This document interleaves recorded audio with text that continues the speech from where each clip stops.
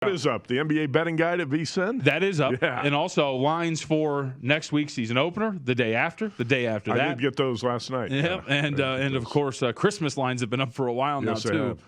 But the NBA season is upon us. We are 1 week away from tip-off. Please, check out the guide. A lot of hard work that goes into that. The guys who put it together did a really great job. Looks absolutely fantastic. And a lot of good information in there. And contributions from a lot of people here at VSiN. Myself, Aaron Renning, Matt Youmans, Mitch Moss, Will Hill, Kelly Bidlin. So make sure you check that out. A lot goes into it, and we would appreciate it. And feedback as well. We've gotten a lot of good feedback on this bad boy over the last couple of years. This is the third edition of the NBA betting guide. Proud of all the work that we've done. So, yes, NBA guide is up. We're a week away, and that means we get to start looking at the season a little bit in terms of the big picture. I will be going down, I think, probably Friday. I'm waiting until the last minute to enter the Westgate NBA win total contest. When's the deadline? I think it's day of. It's like before tip-off, like 4 o'clock on Tuesday next week. I was thinking about going through the VSiN NBA betting guide and entering that contest, but I'm not going to take all your picks. Okay. I have to change some of them. Okay. Yeah, How many do you think you have to get right to win that Westgate contest? I would say, because the first season they did it, it was a shortened season where they had a weird rule that they only had to play 42 games, and so it was still active in the bubble. I'm going to say 17 to 18. 18 out of 30? Yeah. I was thinking more like 22. Okay. I mean, you're right, because some people, like we see in these contests, get ridiculously hot and get some luck in there, probably get up to like 22. So it could work. Okay. Last year in the NBA guide, 19 and 11 on win total selections from Nice job. We've done a pretty good job with these, so I think hopefully. 19-11 solid. What did I do? 16 and No. 14? You were just above. I think it was the other way around. 17 and 13, if I remember correctly, somewhere around there. But regardless, there's a lot of good work into this. And I think, we'll start with the win total bets, because I've got 6 that are on my list that I have made or either shopping around for some good numbers. And I'll be using these, of course, in the win total contest.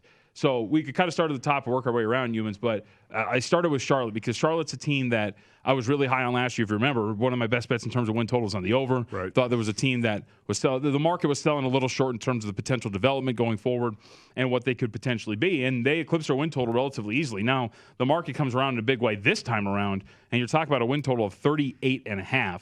There's a couple of problems with that. One, I just think that this Charlotte team is going to be pretty bad defensively. It shows in a lot of their metrics. If you look at the guys that they have on this roster, including the bench, it's a lot of dudes with high-end talent on offense, but not so much in terms of what they're providing on defense, right?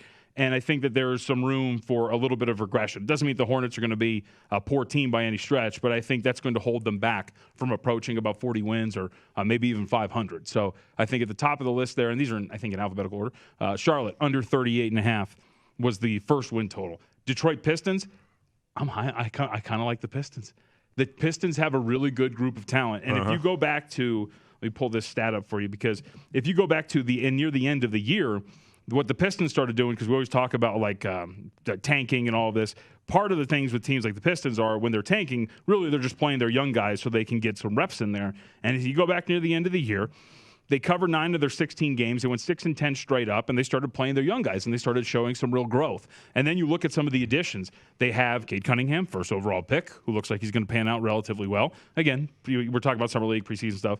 But then you have youngsters like Hayes, Stewart, Sadiq Bey, who got injured the other day. Want to make sure that he's going to be okay in the preseason. Acquisitions like Kelly Olynyk to add to that bench, where they already have guys like Corey Joseph, Jeremy Grant's part of this team. This is, I think, a team that, if you're talking about getting to the threshold of 30 wins this year, I think that might be attainable for the Detroit Pistons this season. So I could see that. How do you feel about the coaching? Because that always is a factor for me when I'm playing win totals. It's a big factor. It is, and I think Dwayne Casey got a lot of flack for his last year in Toronto, right? Remember they flamed out in a big fashion to the Cleveland Cavaliers. But he's also, I think, a pretty good coach. Like the Pistons showed real growth near the end of the season. He won, by the way, Coach of the Year that year for a reason, because the Raptors, if you remember that year, were top 5 in both offensive and defensive efficiency. He actually got DeMar DeRozan start shooting threes and grow a little bit more. So I think Casey's a pretty solid guy in terms of what he provides in coaching. So I think that gives them some room for growth here if you're the Detroit Pistons. Might sneak up on some teams. Rockets under 24.5. This is purely just on personnel. The Rockets got nothing on that bench, man. Like there's a lot of good young personnel here, right? You could talk about Kevin Porter. We could talk about Jalen Green, who, by the way, a lot of people like for Rookie of the Year in the NBA guide. Check that out. Yes. Yeah. Yes. Jalen Green, Rookie of the Year candidate. He's going to put up some numbers. How about Chris Wood? Chris Wood is on this team as well, right? There's a lot of young talent, but it's all in the starting lineup. Then once you get to the bench, man, it gets ugly. Remember, John Wall's not going to play for this team. They're going to look for a new home for him. Eric Gordon's here, but that's fine. But his role is probably going to be relatively limited, and he's probably a trade candidate before you get to the trade deadline, too. Okay. A team like the Lakers could totally be looking at a guy like Aaron Gordon down the stretch, especially with all these injuries they're taking on. It's going to get ugly before it gets better for the Houston Rockets.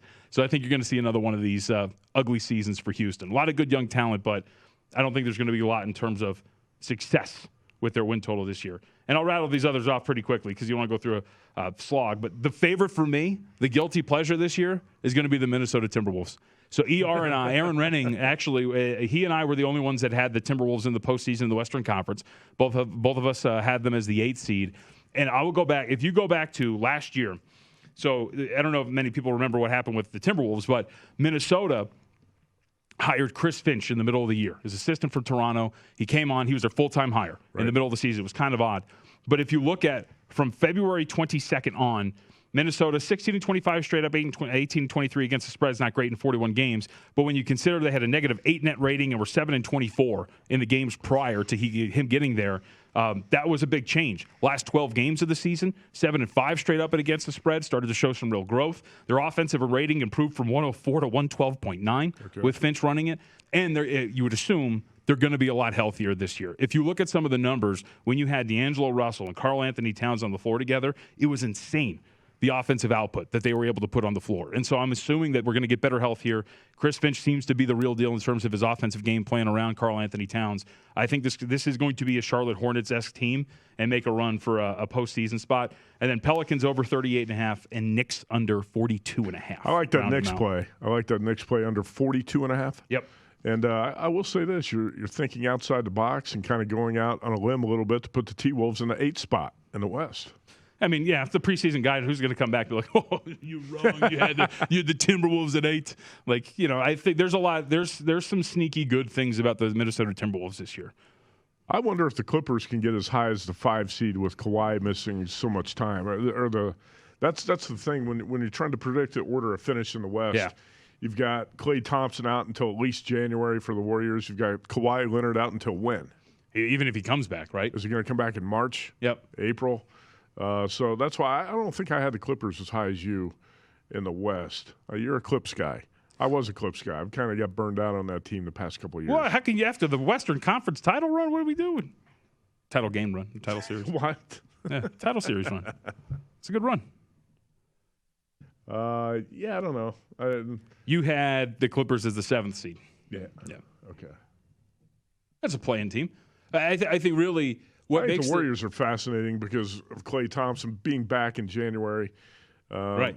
How much better are they going to be until he comes back there? I think they'll be a 500 team when he comes back. Yep. Well, and that's all they really need to do. Yeah. But here's the thing with the Western Conference overall, and which is why I use the Clippers as 5, which is remember that we have Jamal Murray that is also sidelined. Mm-hmm. The Denver Nuggets are considerably weaker. Their bench is not very good. We know that Kawhi Leonard's not going to be out there. We know that Klay Thompson's not going to be out there. Those are 3 guys that can alter, the landscape essentially of the Western Conference. Right. And so the Western Conference as a whole is kind of weaker. The Lakers, we've seen it in the preseason, are going to be a lot worse defensively this year. They're not going to be as bad as they were shown. I think their defensive rating in the preseason, I checked it the other night, it was like 127. It's not going to be that bad. But they got worse defensively with the personnel that they picked up, and they're starting to pick up injuries left and right. So I just think for me, the reason why I used the Clippers at 5 is I think there's just so much liquidity in terms of where these teams could end up in the Western Conference that like a game or a half game is going to be separating each and every single one of them, Right. No, I agree with that too. I thought the West was really tough to do. The East was interesting because I think you got 6 really good teams in the East. And after that, I'm not sure what you've got. I think you got a lot of teams fighting for those last 2 spots, but I don't know.